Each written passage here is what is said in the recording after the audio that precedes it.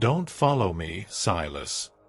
That's what my girlfriend Taryn said as she slammed the car door and peeled out of the dusty diner parking lot outside Truth or Consequences, New Mexico.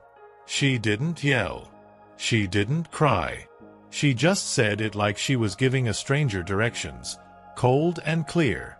I stood there holding a half-melted milkshake in one hand, my wallet in the other, and watched the taillights of our silver Jeep Grand Cherokee disappear down Highway 181. My name's Silas Monroe. I'm 36.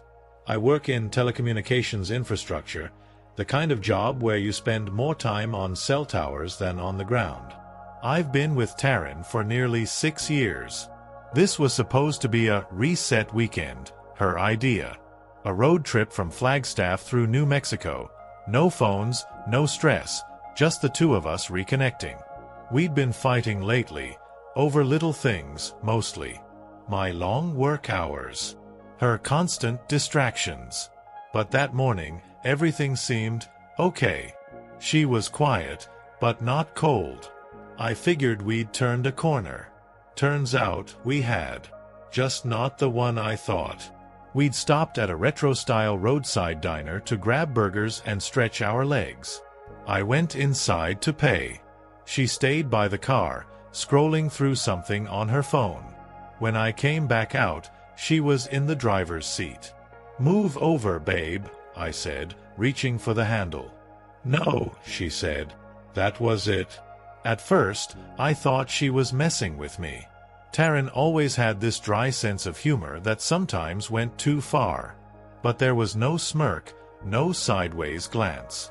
"What's going on?" I asked. She leaned out the window and said, "I think you need to spend some time figuring yourself out. Alone. I'm heading back to Arizona." I laughed, the kind of short, confused laugh you make when your brain refuses to process what's happening. "You're not serious." "Dead serious," she said. Then she drove off. No suitcase. No goodbye.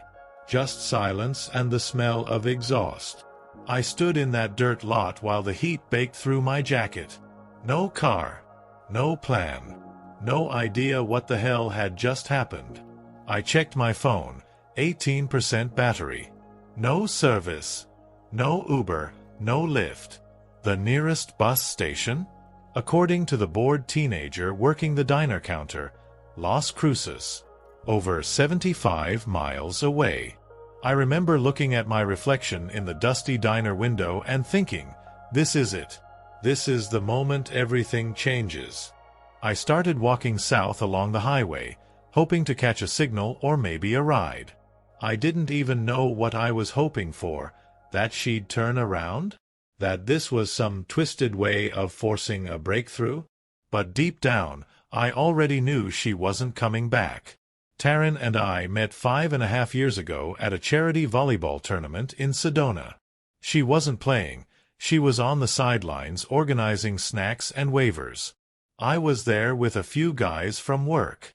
We lost every game, but I walked away with her number, which felt like a win at the time. She was magnetic, sharp wit, bohemian charm, always planning some getaway or creative project. I'm not the most spontaneous guy in the room, but she made the quiet parts of me feel less boring. At first, the cracks didn't start as full breaks. They were hairline fractures. Little things. She'd cancel dinner because energy was off. Ghost me for hours, then say she was meditating, or journaling, or working through something. At first, I gave her space. She always framed it as growth. Emotional processing. Spiritual balance. But after the third or fourth solo retreat, always unannounced, always during times when we were struggling, I started wondering if growth was just her way of checking out without guilt. Still, I stayed. Because when it was good, it was good. Road trips to Zion. Cooking together while dancing barefoot in our small kitchen. Late-night philosophical talks on the balcony. She made me feel seen. Or maybe she made me need to feel seen. I still don't know which. Back on the road, the sun was high now, baking the 2-lane stretch ahead of me. A pickup truck passed by without slowing. Then another. I stopped waving. My phone buzzed, low battery warning. No messages. No missed calls. Not even a, "Are you okay?" By the time I reached a dusty Shell station near Hatch, I'd been walking over an hour. The guy behind the counter offered me a bottle of water and said I could use the landline if I needed to. I called Taryn. Straight to voicemail. Called again. Then again. On the third call, I left a message. Taryn, I don't know what this is. If you needed space, you could have just told me. But this? This was cruel. I'm heading toward Las Cruces. I don't know what the hell just happened, but if there's a way back from it, I don't see it right now. I hung up. And for the first time, I didn't feel angry. I felt embarrassed. I bought a cheap prepaid phone charger from the gas station wall rack and sat outside on the curb while it slowly juiced up. In the meantime, I scrolled through old messages between us, ones I had saved from earlier that year. And that's when it hit me. They weren't warm. They weren't playful. They were functional. Schedules. Errands. Logistics. She had slowly started talking to me like a roommate. And I hadn't noticed until now. Or maybe I had. Maybe I just didn't want to face it. I thought we were in a rough patch. Turns out, I was just in denial. That was the beginning of a new kind of silence. Not the one she left me in, but the one I finally gave to myself. A silence without excuses. Without illusions. A silence that felt like truth. The gas station clerk, a guy in his 50s named Ray, gave me a number for a shuttle service that ran irregular routes between Hatch and Las Cruces. Said they mostly drove elderly folks to doctor's appointments but might be willing to pick me up. While I waited, I sat outside on the faded bench beside the ice machine, staring at the cracked concrete. My body ached from walking. My head ached from thinking. But more than anything, I felt stupid. We always think we'll recognize manipulation when it shows up. But when it wears a soft voice, a yoga mat, and talks about protecting energy, you don't see the cage until the door's been slammed shut. Taryn didn't yell. She didn't insult. She just withheld warmth, attention, affection, whenever I disappointed her. And the bar for disappointment shifted constantly. Like last summer, when she told me I was emotionally flatlining because I didn't want to do mushrooms with her in the desert. Or the time I surprised her with a weekend in Santa Fe and she said I was projecting capitalism onto spiritual space. She never framed it as rejection. Always as teaching. Always with a smile. And I bought it. Every time. Because I didn't want to be the close-minded guy. The dull one. The utility man who didn't understand how to hold space. I remember one night, maybe a year ago, we were lying on the couch. She was scrolling Instagram while I was half-watching a documentary. Out of nowhere she said, "I feel like we're not aligned anymore. Like we're not growing at the same pace." And instead of asking what she meant, I apologized. I asked how I could do better. I asked how I could earn my place in my own relationship. That night she kissed me like she was sorry. In hindsight, I think she kissed me like a landlord checks a smoke detector. I didn't realize then, but I'd become a tenant in her life. And tenants can be evicted. The shuttle arrived, a creaky white van with a magnet logo slapped on the side, Mesa Care Transport. A woman in scrubs drove it. She didn't ask questions when I climbed in and handed her cash. We didn't talk much on the drive. I stared out at the stretch of desert, where the sun was melting into the horizon and the dust turned everything the color of rust. At a motel in Las Cruces, I used the last of my battery to book a late Greyhound back to Flagstaff. 12 hours. That night, while waiting at the terminal, I opened Taryn's Instagram. It was still public. There she was, 9 hours ago, posted from what looked like our shared apartment balcony. Yoga mat. Sunset. Glass of wine. Caption. Sometimes you have to choose yourself. Hashtag alignment, hashtag release, hashtag truth. That's when I realized. This wasn't spontaneous. This wasn't a meltdown. She planned to leave me there. She wanted the symbolism. Wanted to be the woman who let go of what no longer served her. And I had become part of the aesthetic. The Greyhound arrived just before midnight. As I climbed aboard, I felt something shift. Not anger. Not even grief. Just quiet clarity. I wasn't the man she thought she left behind. I was the man finally walking away. The Greyhound dropped me off just after noon in Flagstaff. The sun was brutal, even at altitude, and I hadn't really slept on the bus, just drifted in and out of restless half-dreams. My legs ached. My throat was dry. But the heaviest part of me was still somewhere back on that roadside bench in New Mexico. When I walked into our apartment, no, her apartment, everything was exactly the same. Same eucalyptus candle half-burned on the coffee table. Same crystal shelf. Same Himalayan salt lamp humming in the corner. It looked like a meditation ad on Pinterest. But it didn't feel like a home. There was a note on the counter. Folded. Handwritten. Silas. I hope you're okay. I didn't mean to scare you. I just felt overwhelmed. We need to talk, but I also need space. T. No apology. No ownership. Just more of that polished vagueness she wrapped around everything uncomfortable. Like shrink-wrapping pain and calling it processing. I sat at the edge of the bed and looked around. There were photos of us still hanging on the walls, but none recent. Most were at least a year old.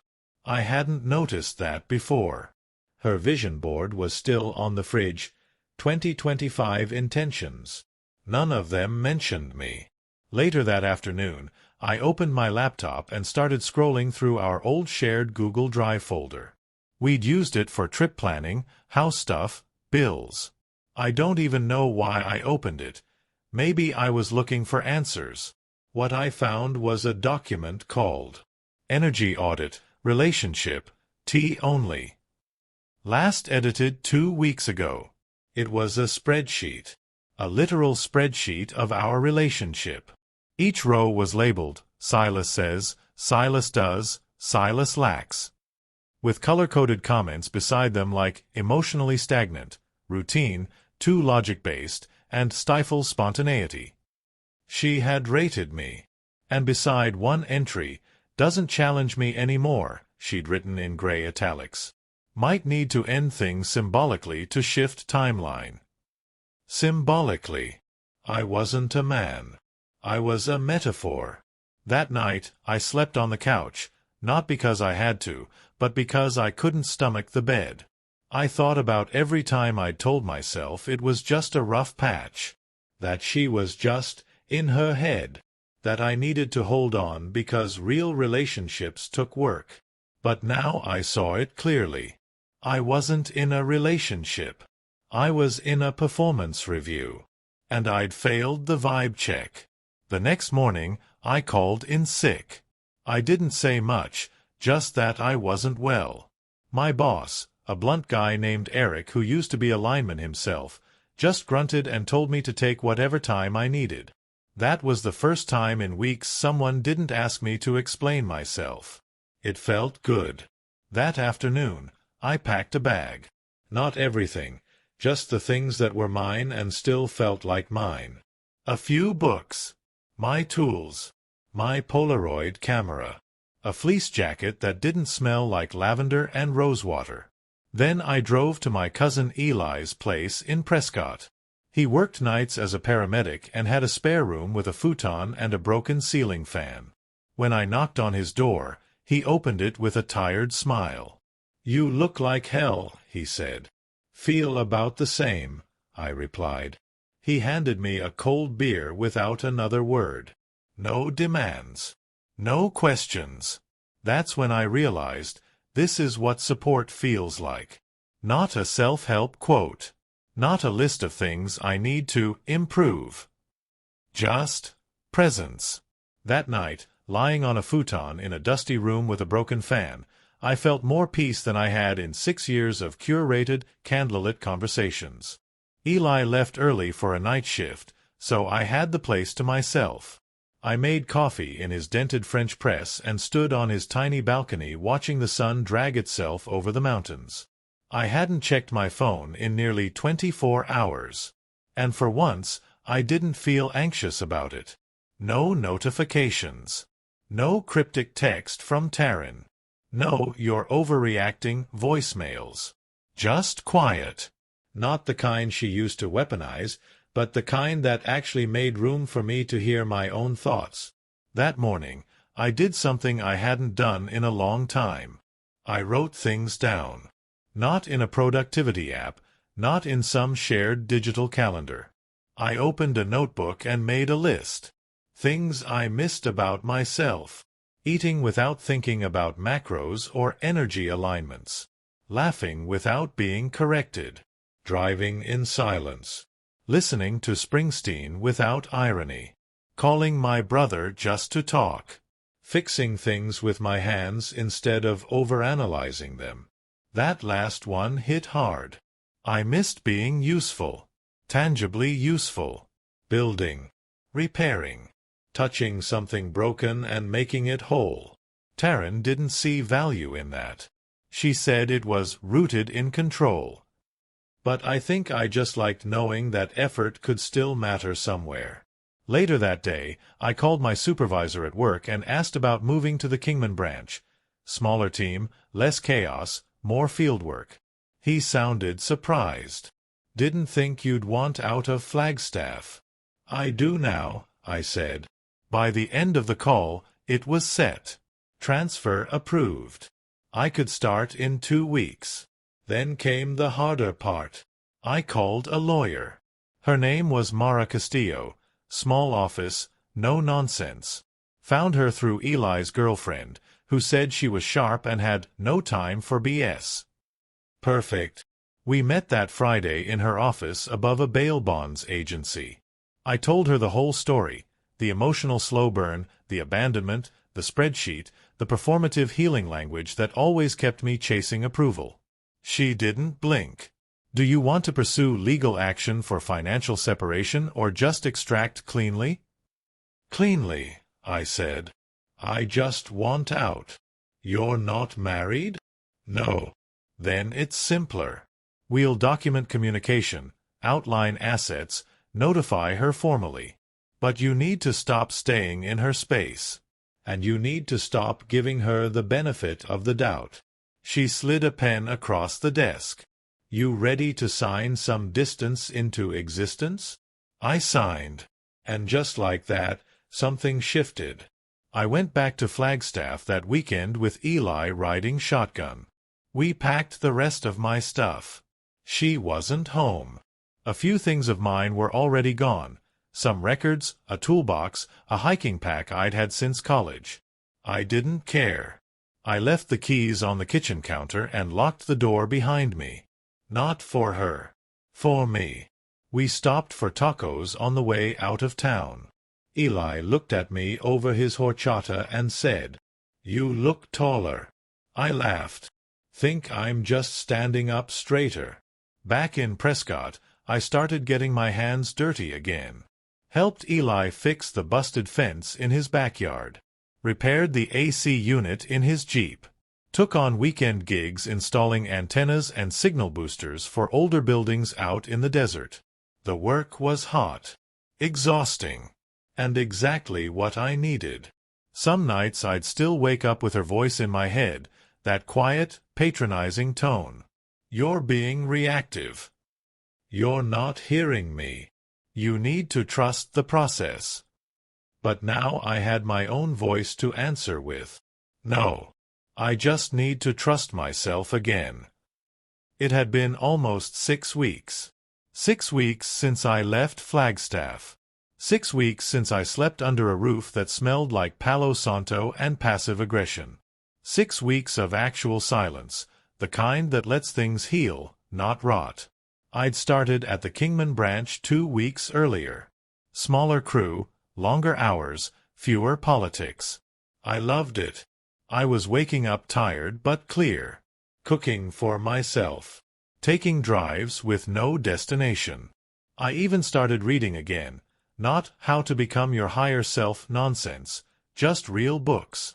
Stories about people who didn't always know what they wanted but figured it out anyway. Then one Thursday night, around 9:45, my phone lit up with a number I didn't recognize. I let it go to voicemail. 2 minutes later, another number. Then a text. Silas. It's me. Please. Can we talk? No name. No apology. Just that same tone, as if nothing had really happened. I didn't respond. 2 hours later, Eli knocked on my bedroom door. Hey. Taryn's out front. I looked out the window. Her car was parked across the street. She was leaning against the hood, arms crossed, glowing under the streetlight like a posed Instagram ad for regret. I walked outside. You shouldn't be here, I said. She smiled softly, like I'd just dropped my guard by speaking. I was in Sedona. I thought, I don't know. I thought maybe we could talk. About what? How you left me in the desert and called it a spiritual boundary. Her smile faltered.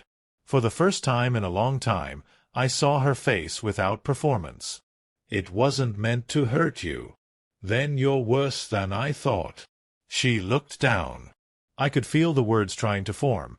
Some new age justification, some cosmic metaphor that would paint me as the wounded but stronger now survivor she could still claim as part of her growth narrative. But I cut her off. You don't get to come back just because you're bored or lonely or unsure of your choices. You made your exit. You curated it. You posted about it. She flinched. Good. I was trying to find myself. You didn't leave to find yourself. You left because I already had mine, and you couldn't control it. Silence. Then she said the quiet part out loud. I didn't think you'd actually leave. Not like, leave. There it was. The truth. She thought I'd crawl back, grateful for breadcrumbs. But I wasn't hungry anymore. I'm not mad, I told her. Not anymore. But I'm also not yours. And I never will be again. She looked like she wanted to say something else, maybe a line rehearsed in the car. But I turned around before she could deliver it. Walked back inside. Didn't look out the window to see if she stayed. Didn't check my phone. Didn't tell Eli what she said. Because it didn't matter. That night, I slept like a man who'd finally cleaned the last room in his house. Not because someone else told him to, but because he wanted to live there again. A year passed. Not all at once, of course, it never does. It came in layers. One morning I realized I hadn't thought of her in days. One night I turned down the wrong street and didn't feel that old ache in my chest. Grief doesn't leave you. It just gets tired of shouting when no one's listening anymore. Kingman became home faster than I expected. I rented a little 2-bedroom with an actual porch and a lemon tree in the backyard. No Himalayan salt lamps. No vision boards. Just a toolbox, a coffee maker, and peace. I started doing side work, basic installs, repairs, troubleshooting. Word got around that I was reliable and didn't upsell anyone. Within 6 months, I had a full book of clients. So I made it official. Monroe Signal and Repair. 1 truck. 1 man. 1 promise. I'll show up, and I'll do it right. Eli helped me design a logo. His girlfriend built a website. I printed magnets for the side of my truck. Real old-school stuff. I wasn't chasing purpose. I was just finally living in it. One afternoon, a woman named Ray stopped by a job I was working on. She ran a small dog rescue in town. Her signal was awful and she needed help setting up better coverage for her staff. We talked for 10 minutes about routers, extenders, and cabling. Then we talked for another 30 about rescue dogs, northern Arizona storms, and how we both liked our coffee black. 2 weeks later, we had dinner at a tiny taqueria with chipped tables and strong margaritas. She didn't ask me about my past. She just asked real questions with real silence between them. And when I answered, she actually listened. It felt human. A few months later, Eli showed me something. A post from Taryn. Her account was now private, but someone had screenshot it. The caption read, "Healing isn't linear. Sometimes it means revisiting the places where we broke ourselves. Forgive, forgive, forgive." I smiled, not because I was bitter, but because it finally didn't matter. Sometimes people don't leave you because you were wrong for them. They leave because you were real, and they needed something they could control. I never blocked Taryn, but I never answered her again either. That was the answer. Now, my days are filled with ladder rungs, static tests, diesel fuel, and dogs barking in the background. Some evenings, I sit on my porch with a cold beer and watch the sun fall behind the hills. And when it's quiet, I remember how long I thought quiet was something to fear. Turns out, it was the sound of myself returning.